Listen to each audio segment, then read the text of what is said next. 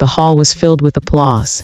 Parents stood on their feet, shouting their children's names with joy. Cameras flashed, drums rolled, and the future seemed bright for all. But there, in the front row, was a single chair, reserved, decorated, waiting, and yet empty. That chair belonged to Mr. Richard. This is episode 3, The Empty Seat. Scene: graduation morning.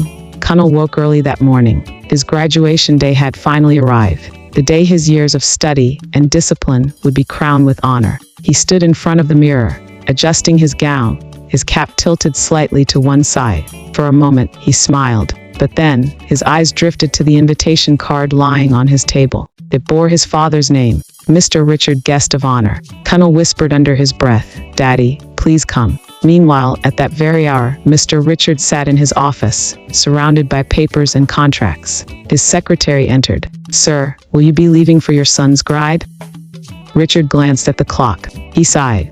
"Tell the driver to deliver my adbata to the school. Fold it neatly, put it on the chair reserved for me." "But sir," the secretary began. "That will be enough," Richard cut in. "I have a meeting. The city depends on me." And so the man who was thunder in the marketplace chose business over blood. The graduation hall was alive with joy. Parents clapped, shouted, and waved proudly. When names were called, fathers stood tall, mothers cried tears of joy. Then came the announcement: first class honors in science, winner of the National Scholarship, Kunle Richard. The hall erupted in thunderous applause. Students cheered, teachers clapped, mothers screamed. Kunle walked forward, his head high, his gown flowing, but his eyes searched the front row.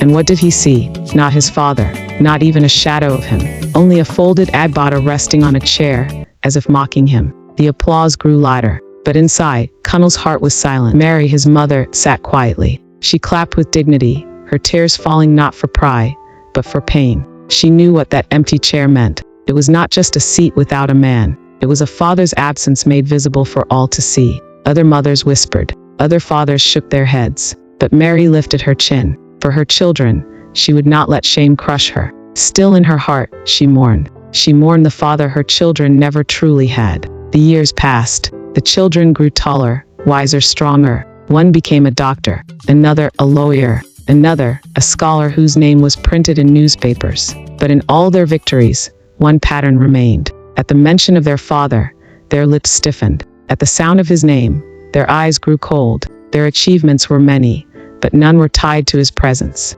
To the world, he was a great man. To them, he was just a man who signed their school fees, a man whose money built their education, but whose absence left scars on their hearts. A Yoruba elder once said, "When a mother dies, the home scatters. When a father dies, the nation is broken. But when a father is absent in life, the children grow as orphans in their own house." And so it was with the children of Mr. Richard. They had a father by name, but not by presence. They had his wealth, but not his warmth. They had his house, but not his home. One night, Mary could no longer hold her silence. She stood before him as he counted stacks of money. "Richard," she said, her voice heavy, "do you not see the emptiness in your children's eyes? They excel, but they do not smile. They achieve, but they do not celebrate. Why? Because when they look for their father, they find only an empty seat." But Richard frowned. "Mary, you are too sentimental. Look around you. Look at this mansion, these cars, this wealth.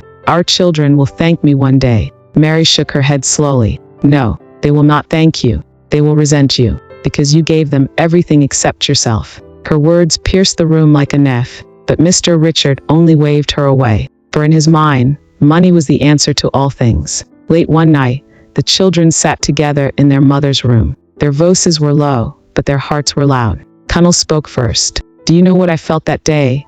When I saw his adbata on the chair, I felt like my father had already buried me." Tolu added, her voice trembling, "I stopped inviting him after my play. It hurts less when you don't expect him." Deo clenched his fists. "He doesn't know us. And honestly, I don't think we know him either." Silence filled the room. Mary listened, her heart breaking. She wanted to defend her husband. But truth is like fire, it burns even when you try to cover it. And so Mr. Richard's empire grew, but his family's love withered. He gained the applause of strangers, but lost the voices of his children.